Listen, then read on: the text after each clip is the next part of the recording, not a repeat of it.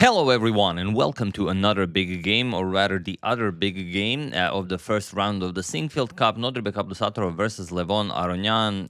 Also, a game that, it's exactly what you would expect from this kind of a matchup. Levon, who plays every game as creatively as possible, and Nodirbek, who tries to win any position, regardless of how, let's say, how open his king side is. And even though Nodirbek is currently higher rated and he's the world at the time this was played, he was world number 9 on the live ratings. Levon was world number 16. It's hard to consider Levon not being the favorite, as he's Levon. He's a former 2800 and he already won 2 big super tournaments this year. So yeah, definitely a beautiful matchup. The new generation versus the previous generation. It has everything we need to enjoy a nice day of chess. So let's check it out. It's a wonderful game, like in the Prague versus Gukesh game. Also features the Nimzo-Indian defense. So pawn to d4. Sorry about that. We have a pawn to e6, trying to go for for pretty much anything. Now, regardless of what white plays, you can even switch to e4 and then play the French, for example. But no, we have pawn to c4, and now Levon goes knight to f6. We have knight c3, and Levon goes for bishop to b4. The Nimzo-Indian defense is on the board. We have pawn to e3, castles, and not the bishop attack like in the Gukesh versus Prague game, but instead we have knight, or rather in the Prague versus Gukesh game, we have knight to e2. This is the Reshevsky variation, and it is the second most popular move. Bishop to d3 is the top move. And usually it is countered with pawn to d5. Here we have pawn to c6, a3, and Levon says, all right, I'm not going to trade bishop to a5. I already have a c6 plate, so the bishop is coming to c7. And again, b4 is the move usually played here, but we have bishop to d2, pawn to d5 by Levon, and knight to g3. We have knight b to d7, c captures on d5, e captures on d5, and bishop to d3. We have rook to e8 and castles kingside. Now that the bishop is no longer doing all that much here, Levon brings it to c7. And it's really hard to dislike black here, or rather it's hard to say that white really has anything out of the opening. White will have to work quite a lot to execute that pawn to e4 and to make his bishop pair fully operational, whereas black's bishop pair is already very, very nicely placed, especially with that weird knight on g3. Usually the knight is on f3, so it covers g5 and h4, preventing the black queen from just entering the king side. But here with the knight on g3, it's pretty specific. So, okay, we have queen to c2, knight to f8, pawn to f3, making preparations for pawn to e4. That's the reason of the knight on g3, and pawn to h5 by Levon, trying to dislodge the knight and to open up the dark square bishop's path to the h2 pawn. And there is a game, actually, it was played in 2012 in the Russian Championship between Danil Dubov and Dmitry Andreikin, where rook to f2 was played. But here we have rook a to e1, and it is now as of move 14 that we have a completely new game. Okay, pawn to h4, kicking away the knight, knight to h1, knight to e6, and now just knight to f2.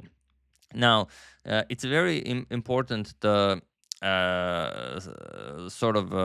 check pawn to f4. It would go a long way if you could just block out this bishop and, just to continue with pawn to f5. But the problem is pawn to c5, and you really don't have all that much to do here. Like f5, knight g5, you can go knight to b5, even attack the bishop, but c4, and black is very, very happy here. You can even trade, for example, captures, you move the bishop. This is very, very good for black, and you're never executing that pawn to e4. But here, knight to f2 was played, and after queen to d6, now pawn to f4, and this is now very, very much different due to the queen being on d6. Now, if, let's say, you execute c5, knight b5 comes with an attack on the queen, and then after you move the queen, d captures on c5, and this is very much different. b4 is coming. You're going to cement that pawn on c5, and everything is looking very nice. So a bit of a different story here. But that's why Levon goes bishop to d7. We have queen to d1 and pawn to a5. We have pawn to e4, d captures on e4, knight f captures on e4, and knight captures on e4. We have knight captures on e4, queen captures on d4, so Nodirbek had to sacrifice a pawn to activate his pieces. bishop to e3 and queen to d5, and now pawn to f5. Now the queen gets access into the game. The bishops come alive at the price of a pawn, but you know what's a pawn if you can go after your opponent's king. We have knight to f8 and queen to g4 now, seemingly hanging a full bishop, but should Levon capture this, it would be a very, very short game for him. Knight f6 with a check, you cannot capture, king h8, queen h5 check, and that is it. It will be checkmate in one. So, of course, Nodirbek cannot do that. We have knight to h7, stopping that knight to f6 check, and bishop back to b1. And we could say that Nodirbek's bishop pair is now also fully operational. This bishop maybe being on c3 would be a little bit better. But okay, we have pawn to g6 by Levon, not afraid to open up his king. But now queen captures on h4. Of course, this is impossible due to bishop captures the queen. So queen captures on h4, bishop captures on f5, and now there are some very interesting ideas you could try to perform here, but Nodirbek goes for the most straightforward one, and that is knight to g5. If you wanted, you could bail out. This is a dead draw position because you can just capture on h7 with the queen. After king captures, there's knight f6 check. You connect with the queen. Let's say king g7, knight captures, attack the bishop, so you can have to recapture. Bishop d4 check, f6 or king wherever, and now you just trade everything. Bishop captures, g captures, rook captures on e8, rook captures on e8, rook captures on f5, threaten d5, so let's say bishop b5, and now everything just gets traded off. Captures, captures, you have two connected central pawns versus two connected pass pawns on the king side. It's a draw, equal material, but of course, you would still have to play it. So Nodirbek doesn't like this. He plays knight to g5. He played pretty much instantly. He's down to 5 minutes on the clock. Knight captures on g5, and now not, of course, captures. Capturing seems like a very natural move because you can just play bishop f6 and checkmate your opponent. The problem is once you trade on e1 and play bishop captures on b1, bishop to f6, threatening checkmate, is met with a simple check, and then you just block with the queen. So you're not checkmating anyone on h8. So after knight captures on g5, rook captures on f5, trying to make the idea of queen captures on g5 happen with check. So if you capture, let's say you capture with check, king to f8, queen to h6 with check, and it's a draw. You can just go back and into a repetition. Even king e7 looks disgusting, but even this is a draw, like bishop g5 check, king d7, and you have no moves. You're even going to lose this position. So yeah, not the best. So after rook captures on f5, queen to d6, getting the queen out of the way and putting some pressure on that h2 pawn, and now queen captures on g5. And what is this? Is this something that Levon should do? Queen captures on h2? Well, you could capture, and then king f2. Again, not simple, but after bishop to d8 attacking the queen, you will be able to get a nice drawn position. You cannot allow bishop to h4, but after rook to f6, not a lot to be done here. For example, rook to e6 looks a little bit funny, also stopping ideas like rook to g6. Now you can play bishop to d4, and okay, bishop captures on f6, bishop captures on f6, rook captures on e1, and now king captures on e1. This will fizzle out in, again, some sort of a draw. But after queen captures on g5, we have rook captures on e3 by Levon, queen captures on e3, and now g captures on f5. And this is the position. Levon is still up a pawn, and okay, his king is a little bit loose, but yeah, it's still a very nice position. g3, now preventing queen captures on h2. Pawn to f4, getting rid of his doubled pawn, g captures, and queen to h6. Now it's again equal material, but Nodirbek's king is also a little bit open. And it's hard to decide. Defending the pawn with rook to f1, you can play king f8 now with the idea of rook to e8, and if queen to c5 check, you always have bishop d6. So not a lot, well, let's say queen g5, queen h3, and it is playable, but it's very, very difficult. So Nodirbek instead goes king to h1, frees up the g1 square for the rook, bishop captures on f4 with check, queen to e2, and now rook to d8 with ideas of rook to d2, and we have bishop to a2. Now, if Levon goes rook to d2, it would be a very, very big mistake because you give a check, and after the king moves, you pick up the f7 pawn with check, and in a few moves, you will easily checkmate the black king. Bishop b1 check, king to h6, rook to e6 check. Now you win the queen, and checkmate will follow in a few moves. So after bishop to a2, queen to h4. Now, also the queen can't really move just anywhere.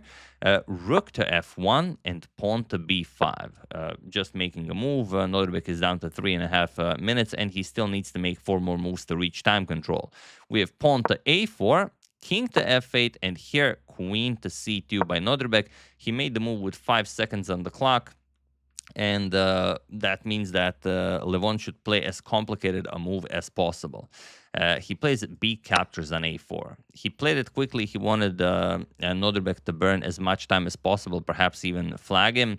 But it's a move that could easily keep Nodirbek in the game. The move that you should play here is just rook d6. You guard the pawn, and that's it. Or even if you want to force matters, you can play rook d2. And then after queen c5, then you play rook d6. And then, let's say, queen f2. You can even trade queens. Captures, captures, rook d4. You attack the pawn, something like captures, captures. And you have 2 versus 1 on the queen side. This will be, it should be winning, but still, you know, bishops are of opposite colors. Anything could happen. But in the game, b captures on a4 was played, and now, well, I'm not going to tell you what was played, but what would you play here? There's a way for you to save the game. Do you see it? That is the real question. While I give you a couple of seconds.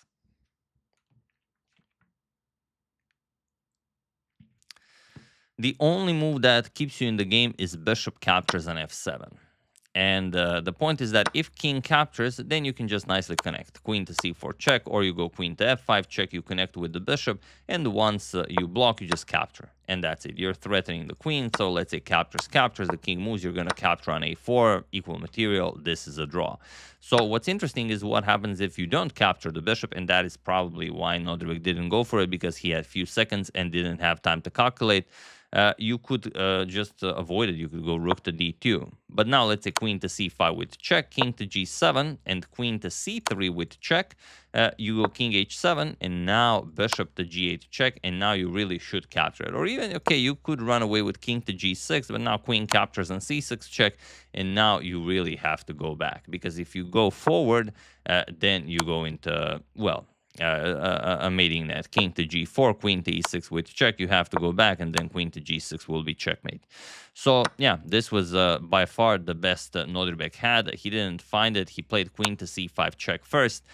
We have rook to d6, and now he plays queen back to c2. He reached move 40, and he gains additional time, but he now has a dead loss position. You could go, well, with a lot of moves. Rook to f6 was played by Levon, stopping any bishop captures on f7 ideas now that Nodirbek has time to calculate. Rook to f2 was played, and here Nodirbek finished it off, or rather, Levon finished it off in a most brilliant fashion, and that is bishop captures on f2. Pretty much every move is winning here. Bishop captures on f2 is just instant resigns. And it was in this position on move 41 that Nodirbek Abdusattorov resigned the game. There is nothing more to be done here. Point is that rook captures on f6 will be met with bishop to e5, a nice discovery, and then once you move the king, you will capture on f6. You are up 3 pawns, or even if you capture, for example, on a4, you can first give a couple of checks. Let's say king g2, queen to f2 check, king to h3, queen to f3 with check, king h2, bishop to e5 check, king to g1, queen to g3 check. And once you have your pieces on optimal squares, let's say queen f3 check, king to g1, you can even trade further. Bishop captures, queen captures, and now bishop d4 check. And the problem is, let's say king h2, with the bishop controlling this diagonal and your king coming to g7, there's really no way for the white queen to give any check, or the light square bishop, as you are on a dark square. You can only give a check from the g file, but the black queen will easily tend to that, and then it's merely a matter of advancing the past c pawn to victory. And also you have to be careful not to blunder the bishop, not to get checkmated, so there is zero way you can hold this. So yeah, after bishop captures on f2, a very nice move by Levon. Nodirbek resigned, and those were the 2 decisive games: Gukesh versus Pragnananda, or rather Pragnananda versus Gukesh, and Nodirbek versus Levon. So very nice games. And we're also going to check out some rating shifts in the world top 15, let's say. Magnus and Hikaru not playing. Pragnananda winning 5 points. He's now officially world number 3 on the live ratings. And next round he's playing Fabiano Caruana. So if it goes well, could get closer to Hikaru. If it goes well for Fabi, then Fabi is again world number 3. Gukesh lost some points. Arjun lost some points. Nodirbek lost some points. Vincent Heimer, we already mentioned that he won 20 points, but not obviously in this tournament. And you can see Levon Aronian from number 16 jumps to number 14. And if he plays this tournament as well as he's been playing other tournaments this year, we could easily see Levon Aronian being back in the top 10. Very exciting stuff, and very happy to show you this game. Very happy to show the other games as well. So, I will keep you guys informed. Hope you enjoyed it. I would like to thank Gerhard Henkelmann, Derek King, Hernan Escalante Jr., Robert Kiefer, and Edwin Freeman for your contribution to my channel. Thank you a lot. Really appreciate it. As usual, you can check 2 of my previous videos here. Thank you for watching, and I will see you soon, continuing to check up on your wonderful suggestions and whatever else happens in the chess world. Thank you all. I will see you soon, and have an excellent rest of your day.